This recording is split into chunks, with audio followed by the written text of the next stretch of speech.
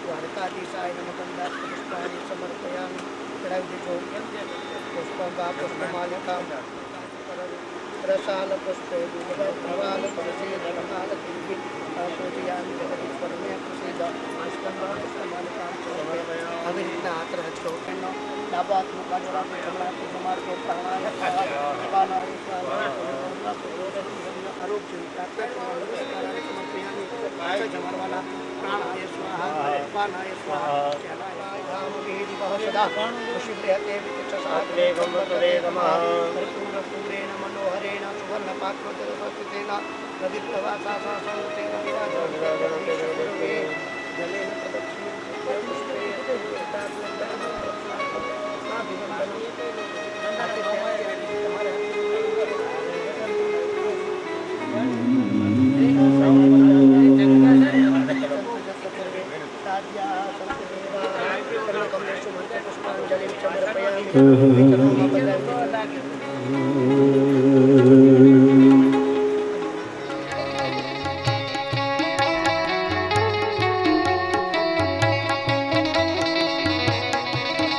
भजो मुरली मनोहर नंदलाला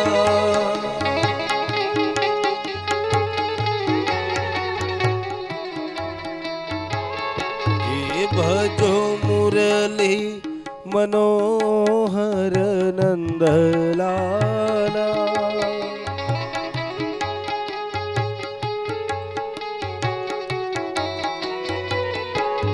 गावो गोविंद गोविंद गोपाला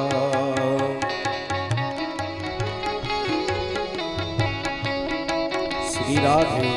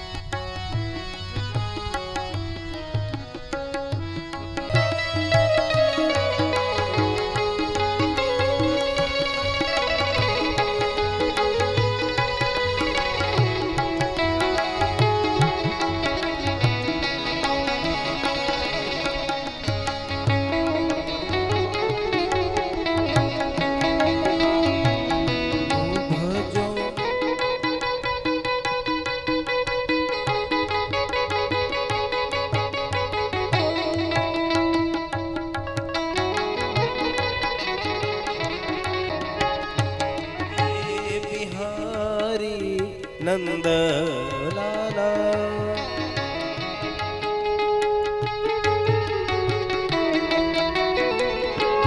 गावो गोविंद गोविंद गोपाला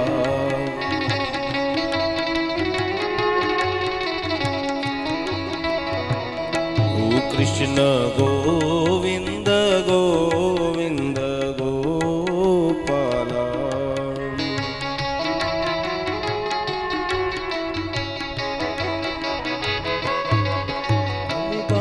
के बिहारी नंदलाला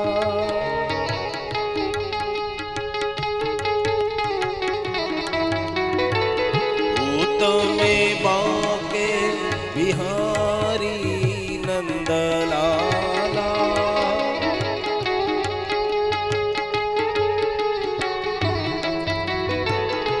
भजी लो गोविंद गोविंद गोपाला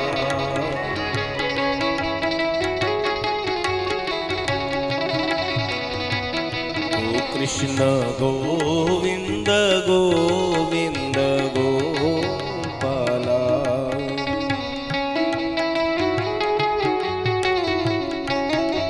गो कृष्ण गोविंद गोविंद गोपाला कृष्ण गोविंद गोविंद गोपाला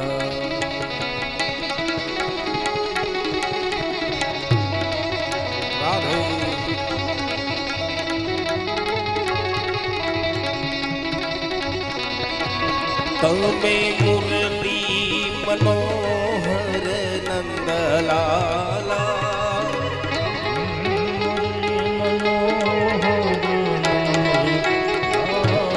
તમે મુરલી મનોહર નંદલાલા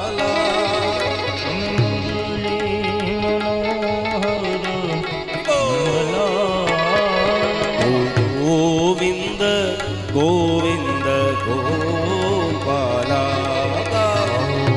ગોવિંદ ગોવિંદ ગોપાલા ભજો ગોવિંદ ગોવિંદ ગોપાલા ગાવો ગોવિંદ ગોવિંદ ગોપાલા કૃષ્ણ ગોવિંદ ગોવિંદ ગોપાલા કૃષ્ણ ગોવિંદ ગોવિંદ ગોપાલા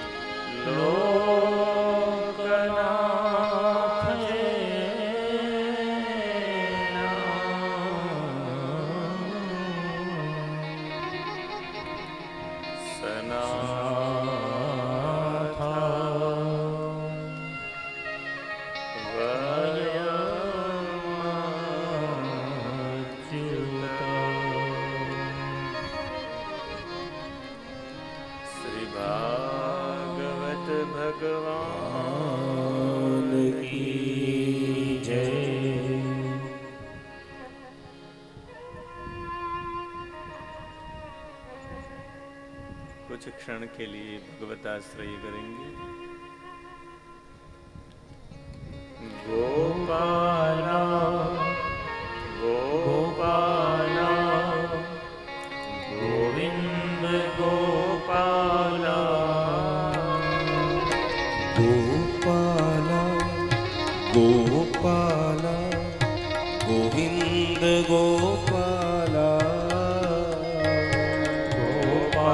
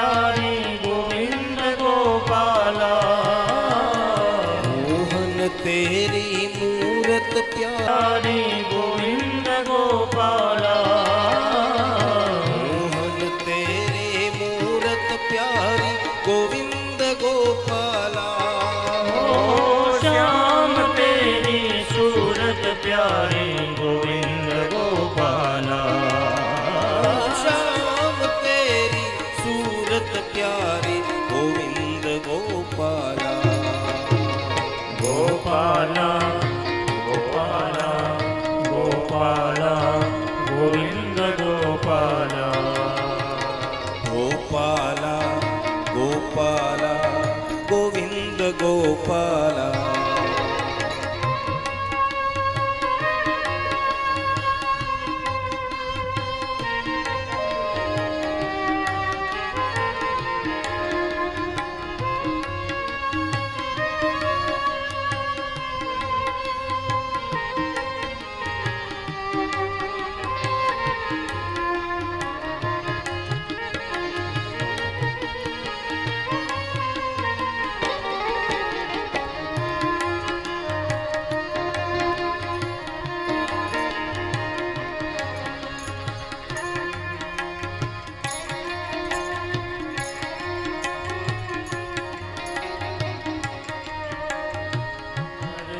गिरधारी वालो गोविंद गोपाला गोवर्धन गिरधारी वालो गोविंद गोपाला गोवर्धन गिरधारी वालो गोविंद गोपाला गोवर्धन गिरधारी वालो गोविंद गोपाला मैया प्यारी गोविंद गोपाला गोपाला गोपाला गोविंद गोपाला गोपाला गोपाला गोविंद गोपाला गोपाला गोपाला गोविंद गोपाला गोपाला गोपाला गोविंद गोपाला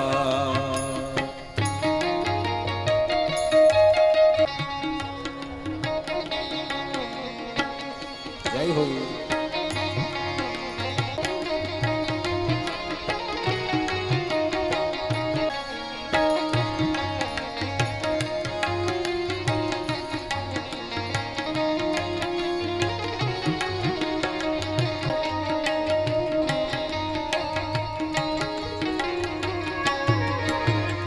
वृंदावन में बंसी बजाई गोविंद गोपाला वृंदावन में बंसी बजाई गोविंद गोपाला वृंदावन में बंसी बजाई गोविंद गोपाला वृंदावन में बंसी बजाई गोविंद गोपाला ओ जमुना तट पे रास रचाई गोविंद गोपाला जमुना तट पे रास रचाई गोविंद गोपाला गोपाला गोपाला गोविंद गोपाला गोपाला गोपाला गोविंद गोपाला गोपाला गोपाला गोविंद गोपाला गोपाला गोपाला गोविंद गोपाला गोविंद गोपाला गोविंद गोपाला गोविंद गोपाला गोविंद गोपाला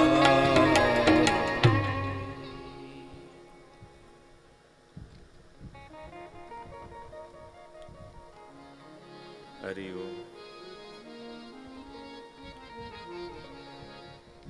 नंद नंदन यशोदा नंदन શ્રી બાલમુકુંદજીના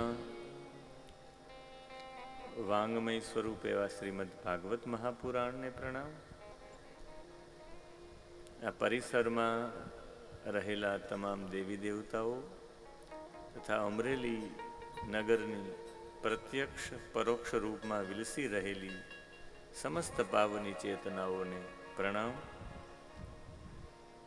વિપ્રવૃંદ, સારસ્વત વૃંદ અને પરીક્ષિત સ્વરૂપ શ્રોતા વૃંદને પ્રણામ સાથે સૌને જય શ્રી કૃષ્ણ.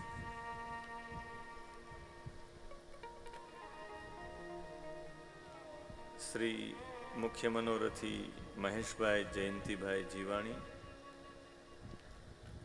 એમના ધર્મપત્ની અખંડ સૌભાગ્યવતી શ્રીમતી કામિનીબેન જીવાણી તથા સમસ્ત જીવાણી પરિવાર પોતાના ચિરંજીવી ભાર્ગવના ઉપનયન સંસ્કાર અંતર્ગત ભાગવતજી ભાગવત કથાનું પણ આયોજન થાય અને એમાં પોતાના પૂર્વજોના શ્રેયાર્થે સવિશેષ સ્વર્ગીય તારાગૌરી જયંતિલાલ જીવાણી, સ્વર્ગીય જયંતિલાલ હંસરાજભાઈ જીવાણી અને સ્વર્ગીય રાજેન્દ્રભાઈ જયંતિલાલ જીવાણી, સમસ્ત જીવાણી પરિવારના પૂર્વજોના શ્રેયાર્થે શ્રીમદ ભાગવતજીમાં પધારેલા તમામ ભાવિક ભક્તોનું, અતિથિઓનું, કુટુંબીજનોનું જીવાણી પરિવાર સ્વાગત કરે છે, અભિવાદન કરે છે. કાલે ધ્રુવની ચર્ચામાં હતા કે એક માતા એના પુત્રને મોકલે શા માટે? ધ્રુવ જેને ભગવાનની શોધ કરવા માટે એવા માટે 5 વર્ષના બાળકને મોકલ્યો કે મેં મારી એટલી ઉંમરમાં જેના પ્રત્યે મેં અત્યંત સ્નેહ રાખ્યો છે એ સ્નેહ રાખવાવાળા મારા પતિએ પણ મને છોડી દીધા. આ જગતમાં કોઈનું નથી. એટલે અંતિમ સમયમાં જો આપણું કોઈ હોય તો ઈશ્વર જ છે. તો મારા દીકરાને મારા સંસારમાં મોકલવો ને સંસાર પણ છેલ્લે એને છોડી દે એના કરતો ભગવાનમાં જ નાનપણથી જતો રહેતો. તારા પિતાજીની મેં એટલી બધી સેવા કરી પણ તારા પિતાજીએ મને કોઈ દિવસ સ્વીકારી નહીં. આ જગત કોઈને સ્વીકારે એવું જ નથી. એટલે એમના કરતાં ભગવાનનું ભજન કરાય. મને મોટી ઉંમરે યાદ આવ્યું, મારો દીકરો નાની ઉંમરથી ભજનમાં લાગી જાય તો એટલે માએ ભજન કરવા માટે મોકલ્યા. અનુભવી માં પોતે કરેલો અનુભવ પછી પોતાના પુત્રને કહે કે તારે આવો અનુભવ કરવાની જરૂરિયાત નથી, મેં કરી લીધો છે. એટલે સંસારમાં કઈ નથી, ભગવાનમાં સર્વેશ્વરમાં છે. એટલે તું ભગવાનની ઉપાસના કર. ધ્રુવ મહારાજજી નીકળે છે. નારદજી એને રોકવાનો પ્રયત્ન કરે છે અને અંતે ભગવાનની સાધના કરવા માટે નીકળેલા ધ્રુવને મંત્ર આપે છે નારદજી સ્વયં. 12 અક્ષર મંત્ર જેને કહેવાય છે, ઓમ નમો ભગવતે વાસુદેવાય. મંત્રનો જપ આપે અને કહ્યું કે તારે મધુવનમાં જઈને આનો જપ કરવાનો છે.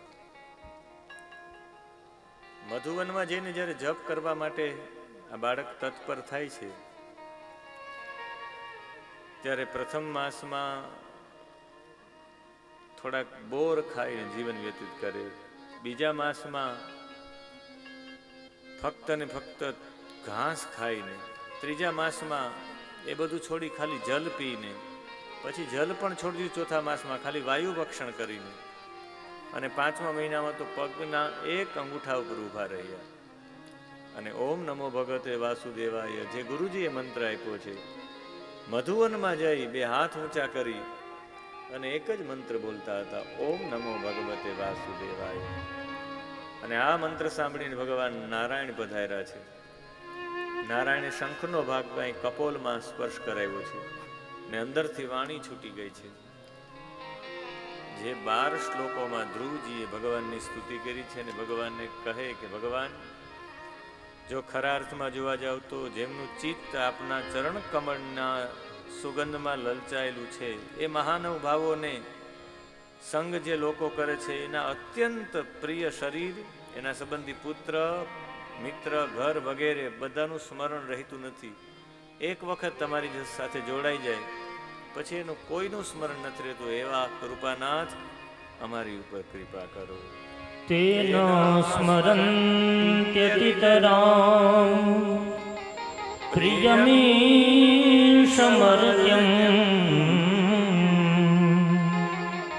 ये चान्वदः सुतसुरो गृहवित्तदाराः ये त्वब्जना यपदारविन्द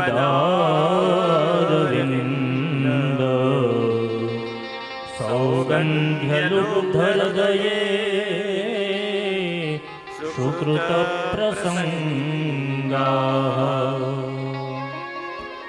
હે પરમાત્મા, આપના ચરણ કમળનું જેનું ચિત્ત લલચાય છે એને બીજી કોઈ બાબતમાં એને સ્મરણ પણ નથી, જે તારે આમાં એકવાર લાગી જાય. ભગવાન જાણી ગયા ધ્રુવની ઈચ્છા. એને 36,000 વર્ષ સુધી રાજ્ય કરી, મોટા મોટા યજ્ઞ કરી, તું છેલ્લે મારા ધામને પ્રાપ્ત કરીશ, અવિચલ પદને પ્રાપ્ત કરીશ, એવા આશીર્વાદ નારાયણ આપ્યા છે. जगत के रंग क्या देखूं तेरा दीदार काफी है। जगत के रंग क्या देखूं तेरा दीदार काफी है। क्या भटकूं गैरों के दर पे तेरा दरबार काफी है। क्यों भटकूंगे रुके दर पे तेरा दरबार काफी है।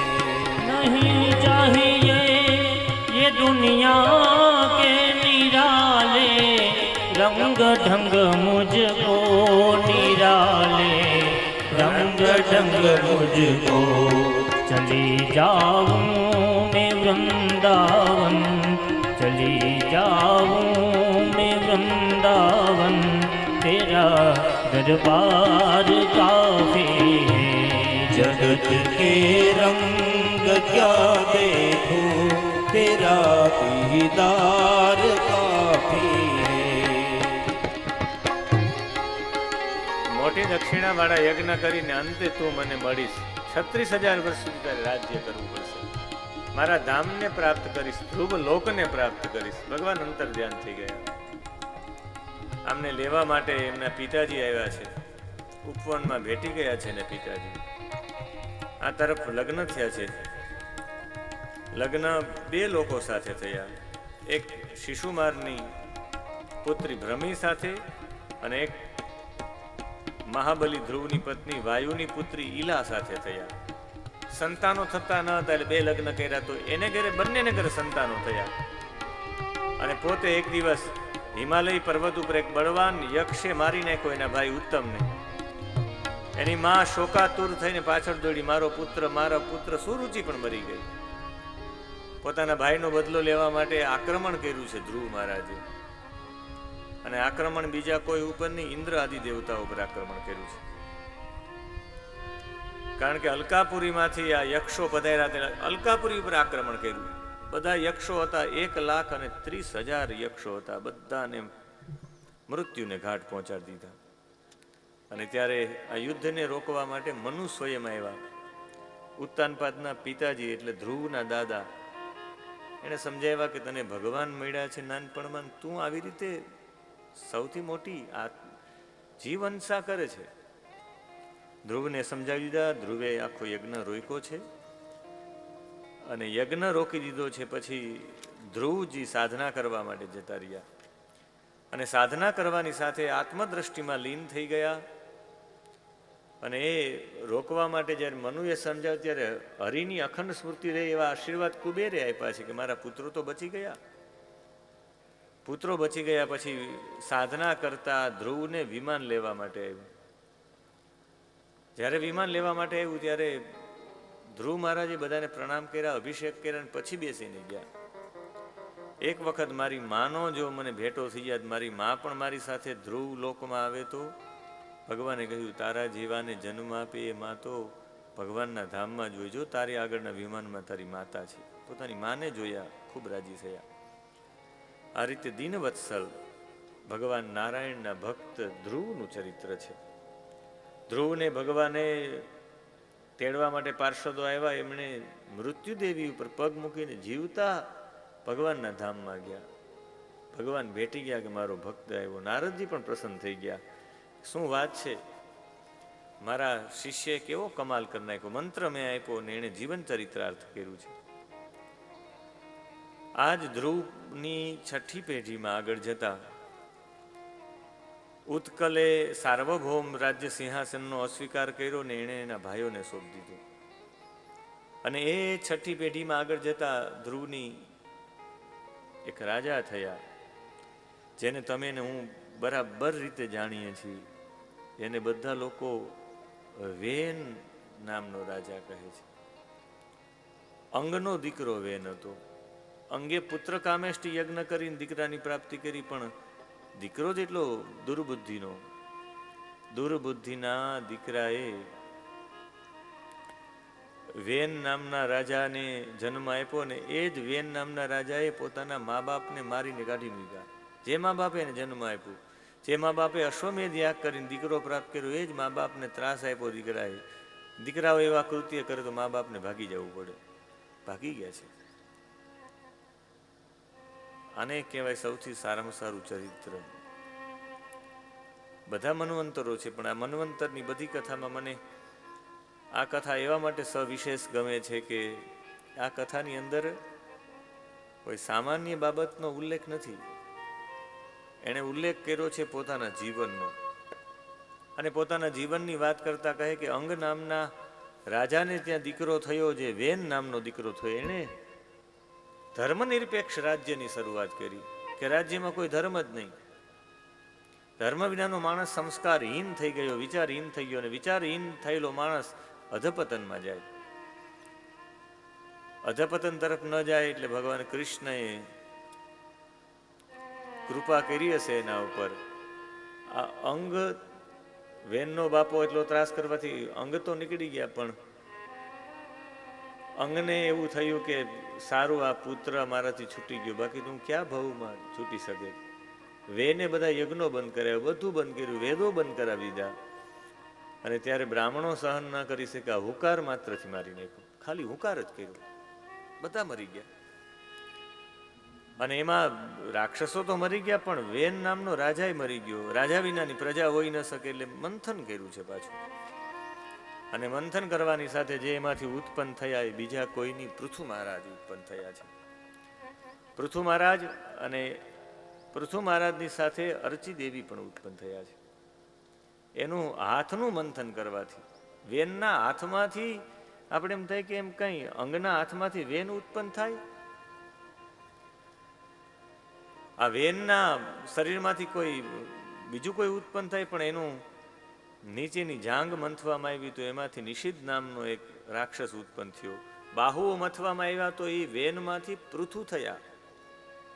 પૃથુ અને અર્ચી, આ પૃથુ અને અર્ચીએ રાજ્ય શાસન ભોગવ્યું છે.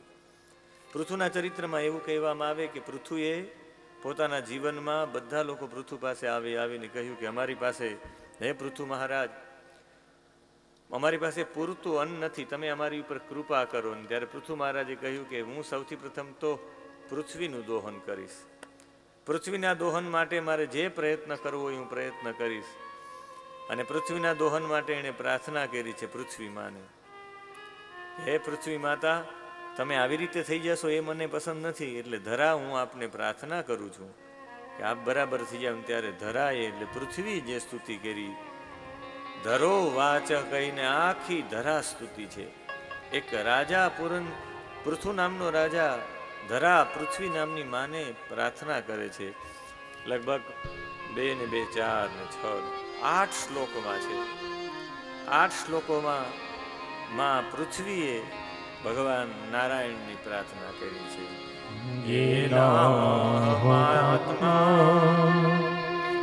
યતનમ વિનિર્મિતા દાત્રાયતોયમ ગુણસર્ગ સંગ્રહ સએવ મામ હન તુમુદાયુધસ્વરા દુપસ્થિતોન્યમ શરણમ કમાશ્રયે. પ્રાર્થના કરી કે માં, પૃથ્વી કહે કે હે પ્રભુ, તમે મારી ઉપર કૃપા કરો. અને એ સમયે પ્રાર્થના કરવા છતાં પણ ભગવાન પૃથ્વી તો ધરાની પાછળ ધનુષ્ય લઈને દોડ્યા છે. પૃથ્વીને દોવાનું કામ જો પેલું કોઈ કર્યું હોય તો પૃથુ મહારાજે કર્યું છે.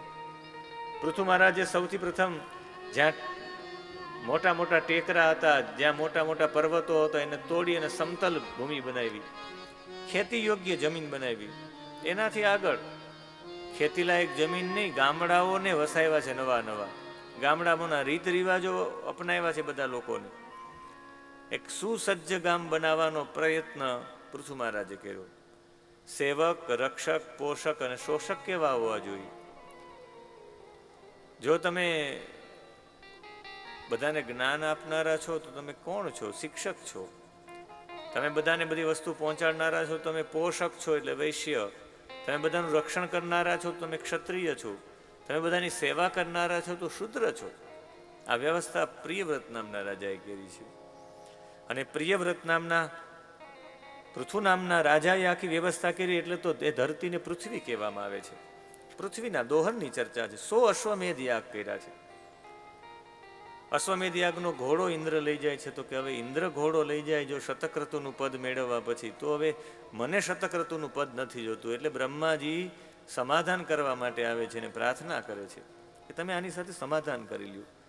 ત્યારે માગવાનું કહે ત્યારે કહે કે મને 10,000 કાન આપો, હું ભગવાનની કથા સાંભળતો. વિદત્સ્વ કર્ણા યુતમે શમે વર, મને 10,000 કાન આપો, હું સતત કથા સાંભળતો રહું. પૃથુ મહારાજે પૃથ્વી ઉપર રહેનારા બધા લોકોને એક મોટો સંદેશો આપ્યો છે કે તમારે આખી પૃથ્વીનું કલ્યાણ વિચારવાનું, તમારું કલ્યાણ ઓટોમેટિક થઈ જશે. પૃથુ મહારાજે પ્રજાને ઉપદેશ આપ્યો, જેને પૃથુ ગીતા કહેવાય. બધાની વચ્ચે ઊભો રહી, હાથમાં દર્ભ લઈ અને એને એક પ્રવચન કર્યું છે. એ પ્રવચનની અંદર રક્ષિદા વૃત્તિદ સ્વેષુ સેતુષુ સ્થાપિકા પૃથક, મારા ભાગ્યમાં શું કર્મ છે ને મારે શું કરવું જોઈએ. જો હું આ કર્મ કરવા યોગ્ય ન હોય તો મને જણાવજો. રાજા જો કર લેતો હોય, ય ઉદ્ધરેત રાજા પ્રજા ધર્મેશ્વ શિક્ષયન, જો રાજા કર લેતો હોય, રાજા જો પ્રજાના કામ ન કરે તો પ્રજાએ કરેલું પાપ રાજાને ભોગવવું પડે.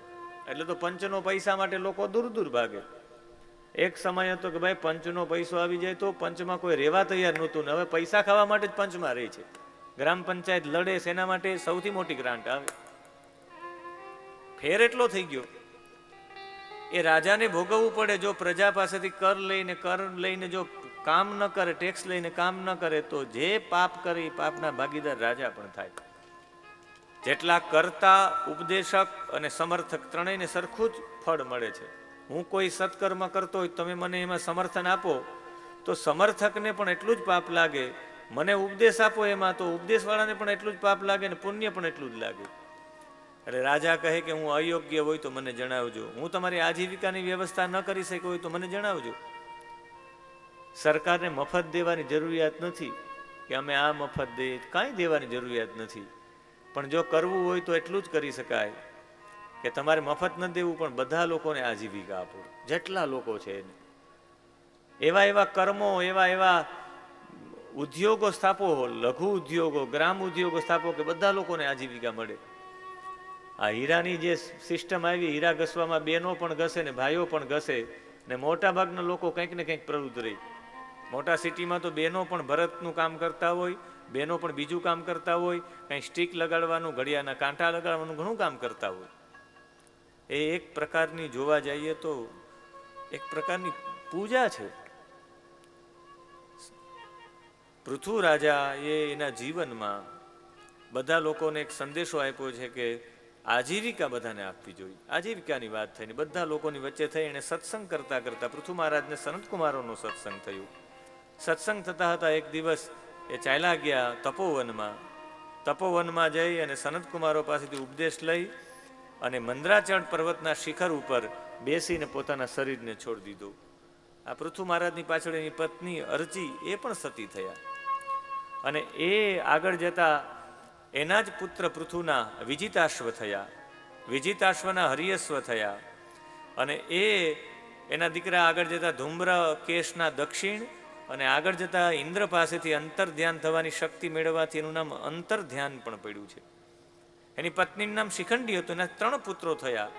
એ પાવક, પૌમાન અને શુચિ એના નામ હતા. એ અંતર્ધ્યાને નભસ્વતી નામની પત્ની હતી, એનાથી અવિર્ધાન નામનો પુત્ર થયો. અવિર્ધાનના લગ્ન અવિર્ધાની સાથે થયા. એનાથી 6 સંતાનો થયા. એમાં અવિર્ધાનના એક પુત્રનું નામ હતું બરહિષદ. કર્મકાંડમાં બહુ કુશળ હતા. એને પ્રજાપતિનું પદ મળ્યું. એને લોકો પ્રાચીન બરહી કહેતા. સતત યજ્ઞ જ્યાં હોય અહીંયા દર્ભ રાખી દીધા. અને દર્ભ રાખવાના કારણે પ્રાચીન બરહીએ ખૂબ યજ્ઞ કર્યા. ને એને લગ્ન કર્યા પ્રાચીન બરહીએ સમુદ્રની પુત્રી શતદ્રુતિ સાથે. અને એનાથી 10 સંતાનો ઉત્પન્ન થયા. 10 પુત્રો એક જેવા, જેને કહેવાય પ્રચેતા. કાલે આપણે ગ્રીનિસ બુક ઓફ વર્લ્ડ રેકોર્ડની વાત સાંભળી. 9 બાળકો, 10 બાળકો. આને પણ 10 બાળકોનો જન્મ થયો, જે બધા એક સરખા જેવા હતા, જુડવા. 1 2 નહીં, એક સાથે 10, જેનું નામ પ્રચેતા રાખવામાં આવ્યું. આ પ્રચેતાઓ એ બધા ભાઈઓ એક સરખા જેવા હતા. સંસારમાંથી મોહ ઉડી ગયો. શા માટે ઉડી ગયો? એ નારાયણ સરોવરમાં સ્નાન કરવા માટે ગયા. તમે નારાયણ સરોવર કચ્છમાં વારંવાર સ્નાન કરો તો તમે મુક્ત પુરુષ થઈ જાઓ. પૂજ્ય બ્રહ્મલીન ડોંગરેજી મહારાજ વારંવાર નારાયણ સરોવર સ્નાન કરવા જતા હતા. અને જેવી ડૂબકી જ મારી નારાયણ સરોવરમાં બધાને અંતકરણ નિર્મળ થઈ ગયા પ્રચેતાઓના. અને એ સમયે ભગવાન મહાદેવજી ત્યાં ઊભા રહી ગયા. મહાદેવજીને જોઈને વંદન કર્યા. અને વંદન કરીને મહાદેવજી કહ્યું, બોલો શું તમારે સાધના કરવી છે? તો કોની કરવી, કેમ કરવી, એ તમારી પાસે માહિતી નથી. માહિતી હું આપું. મહાદેવજી કહે કે જાઓ તમે ભગવાન નારાયણની સાધના કરો, હું તમને એક સ્તોત્ર આપું છું. એમ કરીને ગીત ગાયું મહાદેવજીએ, રુદ્રએ ગાયું. એટલે એને રુદ્ર ગીત કહેવામાં આવે છે. રુદ્ર દ્વારા ગવાણું છે. એટલે એમાં ભગવાનના અલગ અલગ નામ છે. ને અંતે કહ્યું કે એક ક્ષણ પણ જો સત્સંગ મળી જાય, અને એ સત્સંગ મળી જાય તો એ સત્સંગથી મોટું કંઈ છે જ નહીં. મોક્ષ પણ નથી, સ્વર્ગ પણ નથી. એક થોડા ક્ષણ, અર્ધ ક્ષણનો પણ સત્સંગ મળી જાય. સત્સંગની વિશેષતા બતાવતા આખું રુદ્ર ગીત ગાયું છે. ક્ષણાર્ધેનાપી તુલયે ન સ્વર્ગમ ના પુનર્ભવમ ભગવત સંગી સંગસ્ય મર્ત્યાનામ કિમુતાશિષઃ. આ તો ક્ષણ માટે પણ સત્સંગ થવો જોઈએ. એટલે તો અમારે મહેસાણાનું એક રાધા મંડળ છે. એ વારંવાર ગાયે રાખે કે જો કંઈક કરવા જેવું હોય તો એ ભગવાનનું ભજન છે, કીર્તન છે. અમારો તો ધંધો જ આ છે, રોજ માટે ભગવાનનું કીર્તન ગાવું. અને પ્રેમપૂર્વક ગાય છે, મારો ધંધો હરિ ગુણ ગાવાનો, મારો ધંધો હરિ ગુણ ગાવાનો, મારો ધંધો હરિ ગુણ ગાવાનો, મારો ધંધો હરિ ગુણ ગાવાનો, ગાવાનો ને ગવડાવવાનો, ગાવાનો ને ગવડાવાનો, ગાવાનો ને ગવડાવાનો, મારો ધંધો હરિ ગુણ ગાવાનો, મારો ધંધો હરિ ગુણ ગાવાનો. કોઈ પૂછે તમારું પ્રોફેશન શું, તો કહેવાનું હરિગુણ ગાવાનો. ગાવાનો અને ગવડાવવાનો આ અમારો ધંધો છે. મહેસાણાનું રાધા મંડળ કોઈના ઘરે જાય તો ભજન ગવડાવે, ક્યારેક નવરા હોય તો ભજન ગાય, અને ગાતા ગાતા ગાય રાખે અમારો ધંધો હરિગુણ ગાવાનો. અને એ જોઈને પણ અમને પણ એમ થાય કે અમારો ધંધો શું, તો કે હરિગુણ ગાવાનો. બધા કે તમારા ધંધામાં પ્રોફિટ શું? અને એ પ્રોફિટ માટે કહે છે કે આમાં તો આનું જોવા માટે જઈએ તો આમાં મળતર બહુ મોટું છે. અને મળતર બહુ મોટું છે એમ નહીં, ને આ ધંધામાં સરવૈયું ખોટું જ ન પડે કોઈ દિવસ. તમે જે આંકડો માર્યો હોય મોક્ષ પ્રાપ્તિનો એ મળે જ, જો ભજન કરો ભગવાનનું તો. આ ધંધામાં મળતર મોટું છે. આ ધંધામાં મળતર મોટું એનું સર્વયું ના પડે ખોટું રે. એનું સદવયું ના પડે ખોટું રે. એમાં લાભથી એમાં લાભથી લાભ તો ખાવાનો. એમાં લાભથી લાભ તો થવાના. મારો ધંધો હરિ ગુણ ગાવાનો. શા માટે ધંધામાં રોજ માટે હું દોડું છું? અહીંયાથી અહીંયા, અહીંયાથી અહીંયા દોડવાનું કારણ શું? તમારા ટર્નઓવરનું કારણ શું? કોઈ પૂછે ધંધામાં તો અહીંયા એટલું જ છે કે હું રોજ માટે એવા માટે દોડું છું કે મારું ચિત્તડું એ રંગથી રંગાઈ જાય. ચિત્તમાં બીજો કોઈ રંગ જ ન રહે. અને ચિત્ત પ્રમાણે આપણી કાયા કલાપ વૃત્તિ બધું જે પણ થાય, જે ક્રિયાકલાપ થાય, વાર્તાલાપ થાય, બધું ચિત્તના કારણે થાય. ચિત્તને રંગ દેવું પડે. એટલે તો એકનું એક નામ 108 વાર. ઓમ નમો ભગવતે વાસુદેવાય એક વાર જપીએ તો ન ચાલે, 2 વાર જપીએ તો ન ચાલે. 108 વાર શા માટે? રંગવા માટે. શા માટે 1.25 લાખ મંત્રોના જપ? રંગવા માટે. શા માટે પુરસ્ચરણ 24 લાખનું? રંગવા માટે. શા માટે કરોડ જપ? રંગવા માટે. મારે યાદ કરવા પડશે એક મહાપુરુષને જેણે બેડ દ્વારિકામાં કરોડો મંત્ર જાપ લખી નાખ્યા. પ્રેમ ભિક્ષુજી મહારાજ 13 મહિના સુધી કાષ્ઠ મૌન બેડ દ્વારિકામાં હનુમાન જેનું મંદિર છે, દાંડી વાલે હનુમાન, કોઈને ઈશારાથી પણ કહેવાનું નહીં. 13 મહિનાનું મૌન. મંત્રો લખે જ રાખ્યા, લખે જ રાખ્યા, લખે જ રાખ્યા. અને એટલા બધા મંત્રો લખાઈ ગયા, ચિત્ત રંગાઈ ગયું. અને રંગાઈ ગયું પછી નીકળ્યા સીધા જામનગર પહોંચ્યા બાલા હનુમાન. અને એ ચિત્ત રંગાઈ ગયું. ભગવાનના મંત્ર જાપની ધૂન ગાતા ગાતા નાચવા માંડ્યા. આજે પણ અખંડ ધૂન 55 વર્ષ ઉપરથી થઈ ગયા છે. આજે પણ અખંડ ધૂન ચાલે 24 કલાક, 50 વર્ષ ઉપરથી ચાલે. આનો મતલબ છે આ છે ચિતડું રંગવા માટે દોડીએ છીએ. શ્રી રામ જય રામ જય જય રામ.